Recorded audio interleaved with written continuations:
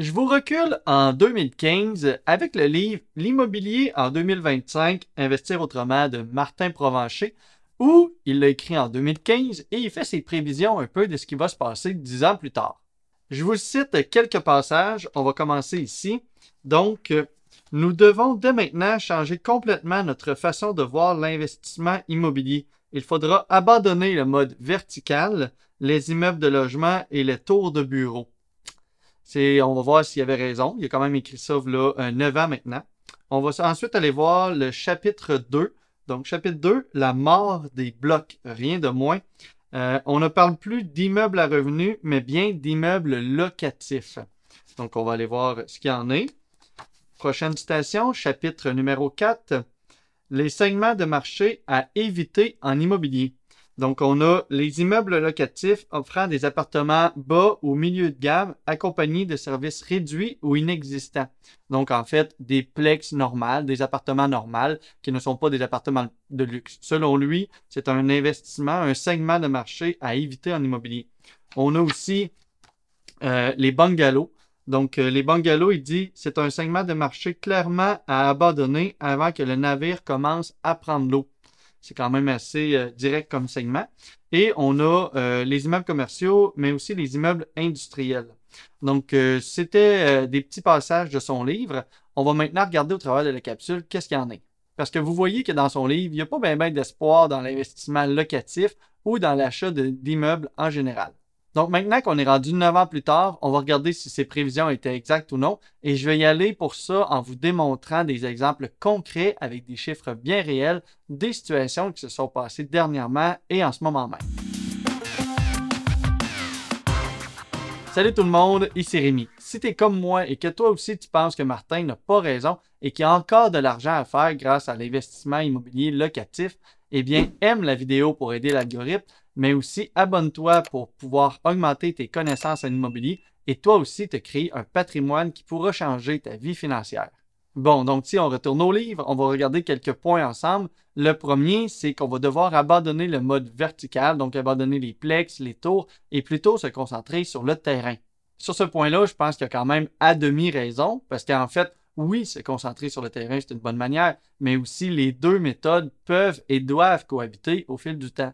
Parce qu'il faut de la place pour loger le monde, et de plus en plus, cette demande-là, elle ne s'essoufflera pas de sitôt, elle va continuer d'augmenter, et il y a encore de l'argent à faire à ce niveau-là. Mais je lui donne aussi le point sur le fait d'acheter de la terre, parce que comme on dit, achète de la terre, ils ont arrêté d'en faire, et cette phrase-là, c'est vrai. Parce que le terrain en général, qu'on parle d'un terrain qui est prêt à construire, d'une terre agricole, d'une terre à bois ou tout autre type de terrain, ça prend beaucoup de valeur et ça va continuer à en prendre au travers du temps. Ceux qui sont capables d'en acheter, achetez-en. C'est une des meilleures choses que vous pourriez faire. Et si vous êtes encore un peu sceptique, parlez-en entre autres à Luc Poirier. Mais je parle de ceux qui sont capables parce que justement, c'est quand même pas facile. En fait, la barrière à l'entrée pour ce type de projet-là est quand même très difficile. Ça prend souvent des gros moyens pour réussir à acheter, entre autres parce que le financement est difficile, mais aussi ça prend des fonds pour réussir à détenir le terrain parce que souvent, il y a peu ou même pas du tout de revenus associés à ça, mais il va quand même y avoir des dépenses. Pour vous donner un premier exemple concret, j'ai moi-même acheté un terrain en 2021, on ne recule pas si loin que ça, je l'ai acheté au montant de 45 000 $. Aujourd'hui, avec la plus-value naturelle du marché, en plus des changements qu'on a faits au niveau du zonage et de l'optimisation, le terrain vaut entre 150 et 220 000 $ selon comment on va se prendre pour la mise en vente. C'est donc un rendement qui est très élevé, c'est super intéressant, mais en même temps, ce terrain-là, j'ai dû le payer en argent parce que le financement était difficile. Et depuis que je l'ai, je supporte quelques milliers de dollars par année, que ce soit avec les taxes ou les différents frais inhérents au changement de zonage et tout ce qui vient avec. Donc, c'est pas à la portée de tous, mais quand on est capable, c'est très intéressant. On regarde maintenant son chapitre numéro 2. La mort des plex. En termes de titre pour accrocher et susciter de l'émotion, c'est bien bon. Mais je pense que la phrase qu'il aurait plutôt dû écrire, ça devrait ressembler à ça. La mort de la grosse rentabilité que le marché a connue dans les années 80, 90, 2000 et qui permettait de refinancer facilement pour avancer rapidement. C'est sûr que le marché des plex est moins facile qu'avant. On a des hypothèques qui coûtent de plus en plus cher, on a des dépenses qui ont augmenté, mais les loyers n'ont pas suivi. Donc, au final, on a des hypothèques plus difficiles à supporter parce que le prix des immeubles est plus cher, parce que les taux d'intérêt sont plus élevés maintenant, et les dépenses sont plus élevées, mais tout ça avec des revenus qui sont moins élevés. Donc oui, c'est différent, c'est moins rentable qu'avant. Est-ce que c'est vraiment la mort des plex pour autant? Pas du tout. Achète un plex encore aujourd'hui et reviens me voir dans 10, 20, 30 ans et crois-moi, tu ne le regretteras pas. L'immobilier locatif comme moyen de s'enrichir à long terme est encore extrêmement puissant, même aujourd'hui, et ceux qui agissent dès maintenant seront les plus riches de demain. Mais c'est vrai que si tu cherches à vivre le rêve immobilier que beaucoup de monde prône sur Internet, c'est-à-dire achète ton premier immeuble pas trop cher, sers-toi-en comme levier, refinance-le des dizaines de fois sans même y apporter d'optimisation et ça va te permettre d'en acheter 2-3 par année toutes les prochaines années et d'avoir un gros parc immobilier en sortant pas d'argent de ta poche parce que tu as acheté un premier immeuble. Ça, c'est vrai, ça devient difficile de nos jours. Si tu veux réussir des choses comme ça, il va falloir que tu sois créatif, que tu sortes du simple plex et que tu puisses soit lui apporter plus de valeur ou aller dans d'autres créneaux qui sont différents. Mais sinon, si tu veux avancer dans les plex et que tu ne veux pas trop te casser la tête, c'est encore un excellent moyen. L'idée, c'est que tu n'es pas juste obligé d'avancer extrêmement rapidement. Avance lentement mais efficacement et tu vas être le plus riche demain. Bon, on y va maintenant avec la section des bungalows. Est-ce que c'est vraiment un segment de marché à abandonner avant que le navire commence à prendre l'eau? Voici un tableau fort intéressant. Si on regarde le prix moyen des maisons unifamiliales en 2015 pour le Québec au grand complet, on était à 273 000. Donc au moment où Martin a écrit son livre. On avance de 9 ans et on est à plus de 541 000 $ pour une maison unifamiliale au Québec. C'est un rendement de 100% en 9 ans. Ça fait un très bon rendement annuel. Ici, on voit une baisse et peut-être que vous vous dites que c'est justement parce que le bateau commence à couler. Mais non, c'est juste lié entre autres à l'accessibilité qui était plus compliquée par la hausse rapide des taux d'intérêt qui a fait baisser un peu le marché, mais ça remonte déjà et il y a aussi des régions où ça n'a presque pas paru, un peu comme chez nous au centre du Québec. Mais là, quoi de mieux qu'un exemple concret avec des vrais chiffres pour vous montrer encore la puissance des bungalows. Il y a un gars que je connais, que j'ai rencontré par hasard voilà un peu plus d'un an, et que ce gars-là investit seulement dans les maisons unifamiliales dans le but d'en faire la location. Il a débuté en 2010 en achetant une première maison et aujourd'hui, il en a pas moins que 52. Il a commencé avec 50 000 $ en poche pour acheter sa première maison et aussi avec une marge de crédit de 200 000 sur sa maison qu'il avait déjà personnellement. C'est tout ce qu'il a mis comme argent personnel au travers des dernières années. Pour continuer à avancer et à acheter, il a usé de plusieurs stratégies, comme utiliser directement les revenus de ses loyers pour pouvoir avoir des mises de fonds. Il a aussi refinancé ses immeubles. Il a même fait affaire avec des prêts privés. Ce gars-là, il s'est construit un énorme patrimoine et aujourd'hui, il est devenu un expert dans son créneau et c'est aujourd'hui, entre autres, qu'il en récolte les fruits. En parlant avec lui dernièrement, il m'a encore répété qu'en regardant ses comptes, il trouve ça un peu fou parce qu'il y a plus d'argent qu'il va réussir à en dépenser au long de sa vie. Il fait déjà un voyage environ par mois et il profite bien de la vie. Et pour en arriver à des résultats comme ça, il ne s'est pas lancé dans les maisons de luxe ou dans un créneau bien particulier. Il achète des maisons bien standards, accessibles à tous, des maisons souvent au coût d'environ moyen pour lui d'environ 200 000 $.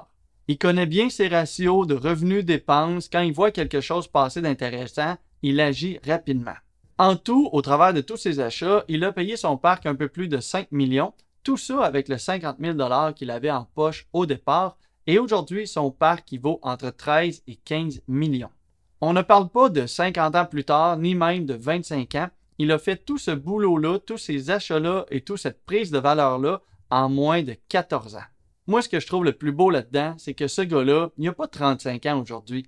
Michel a aujourd'hui 64 ans.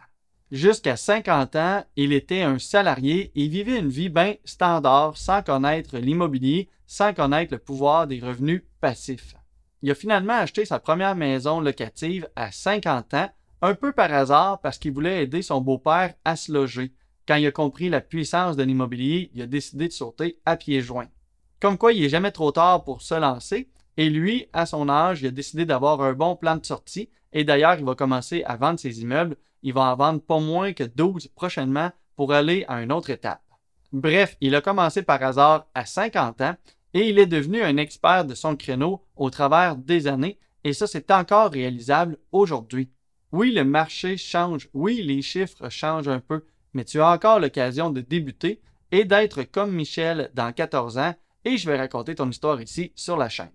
J'y vais maintenant avec les segments à éviter en disant que l'industriel, c'est pas bon. Le volet industriel, c'est un segment que je connais peu, j'en conviens, je peux pas dire grand-chose personnel là-dessus. Mais je connais quelqu'un qui vient de réussir une très belle transaction à l'industriel et je vais vous raconter son histoire. Dites-moi en commentaire si vous pensez que ça vaut encore la peine d'investir dans ce créneau-là.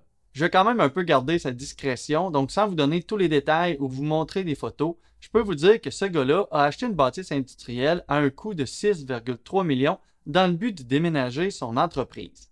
On s'entend, détenir un immeuble comme ça vient avec énormément de gros frais. On pense à la taxe de mutation qui a coûté 180 000 $, il y a les taxes annuelles qui sont 110 000 $, il y a des frais d'entretien, il y a des frais de courtage au niveau de la vente, il y a aussi et surtout des intérêts sur une dette énorme. Finalement, son entreprise a ralenti, comme beaucoup d'autres entreprises au Québec d'ailleurs en ce moment, et son projet de déménagement n'est plus une option pour lui et décide de revendre l'immeuble plutôt que de déménager.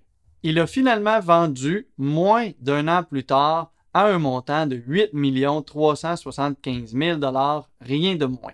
Prise de valeur sur son immeuble d'un peu plus de 2 millions en moins de 1 an, soit 33% par rapport au prix qu'il a acheté, et c'est surtout un rendement énorme par rapport à ce qu'il a mis comme mise de fonds dans le projet. Il n'y a pas vraiment de chance de relier à ce projet-là. Il a quand même pris des risques en faisant un move comme ça. Il a aussi mis beaucoup d'efforts pour réussir à se revirer de bord de façon efficace. Et c'est quand même quelqu'un avec un bagage de connaissances énorme en arrière de lui pour ce genre de projet-là. Donc, à la lumière de tous ces exemples-là que je viens de dire, venez pas me dire que l'immobilier locatif, comme on le connaît, est mort. Mais il me reste un dernier exemple avec des vrais chiffres à donner et c'est ma propre situation. Tu sais, t'as bien beau faire plus de 2 millions en plus-value au travers de moins d'un an, mais c'est des gros chiffres, j'en conviens, c'est pas accessible à tous. C'est pour ça que je vais vous donner les chiffres exacts de ma toute dernière transaction que tout le monde qui écoute aujourd'hui en ce moment aurait pu faire et voici comment. En mai 2022, on recule pas si loin que ça, j'ai acheté une maison au coût de 130 000 $. On s'entend, tout le monde aurait pu l'acheter, même si c'était au salaire minimum. Cette maison-là, je ne l'ai pas habitée, je l'ai louée et je l'ai louée à un montant de 2 700 $ par mois, rien de moins. Toutes dépenses, incluant l'hypothèque, cette maison-là m'a coûté environ 1 500 $ par mois, soit un profit de 1 200 $ par mois ou 14 000 $ par année. Il y a eu 20% de mise de fonds de mis, soit 27 000 $. On s'entend, 27 000, c'est peut-être pas accessible à tous, mais pour vous montrer que tout le monde aurait pu faire la transaction, eh bien, ce projet-là, je l'ai fait avec 2 autres personnes. On était donc 3 dans le projet et on a mis seulement 9 000 $ chacun. Ça, c'est un montant que tout le monde peut commencer en immobilier avec. À part la mise de fonds, on n'a pas remis d'argent dans le projet. Tout s'est payé à même les loyers, que ce soit tous les frais de départ ou toutes les dépenses. Si notre seule rentabilité était le cash flow positif qu'on fait à chaque mois, déjà, on a un très bon projet en main. Mais là, nos plans ont un peu changé. On a finalement décidé de vendre l'immeuble. Donc, on vient de le vendre en juin 2024 et on l'a vendu à un prix de 195 000 $. Après tous les frais reliés à la vente et le remboursement de l'hypothèque, on est sorti du notaire avec 85 000 $ en poche. Sur ce montant-là, on va enlever notre montant de mise de fonds. On se retrouve donc avec un profit net au bout de la ligne de 59 000 $ divisé par 3. On est ressorti de là avec chacun 19 000 $. Je fais un récapitulatif. On a mis chacun dans le projet 9 000 $. En plus d'avoir une rentabilité à tous les mois dans le projet, on en ressort chacun avec un profit net de 19 000 $ en 2 ans tout rond. On parle ici d'une rentabilité au moment de la vente de 211% ou une plus-value de plus de 100% par année. On s'entend, on parle quand même ici, c'est vrai, de petits chiffres. 19 000 $, c'est pas ce qui va changer notre vie au complet. Mais une rentabilité comme ça de plus de 100% par année, j'en prendrais à tous les jours. Un projet comme celui-là que je viens de réaliser, c'est littéralement à la portée de tous, encore aujourd'hui en 2024, et c'est vrai aussi au travers des prochaines années. L'immeuble que je viens de vendre n'était pas affiché à 130 000 $ comme je l'ai acheté. En fait, je l'ai négocié de 20% et c'est entre autres à cause de cette négociation-là et du bon prix que je l'ai acheté que mon plan de sortie a réussi à être aussi efficace et rentable. Oui, l'immobilier, ça évolue, ça change, ça augmente et c'est pour ça qu'il faut réussir à savoir comment naviguer là-dedans pour savoir quoi acheter et à quel prix. Ceux qui recherchent à avoir le même genre de projet et de rentabilité qu'en 1980, eh bien, ils trouveront jamais et ils vont attendre toute leur vie. Et à l'inverse, si tu achètes n'importe quoi à n'importe quel prix dans le seul but de commencer le plus tôt possible, eh bien, il y a peu de chances que tu réussisses à avoir des rentabilités comme les exemples que je viens de donner. Donc, si tu veux mettre toutes les chances de ton côté pour réussir à acheter dès maintenant quelque chose qui va te permettre d'avoir une bonne rentabilité, eh bien, tu peux regarder mon programme de formation 2x4 pour débuter en immobilier.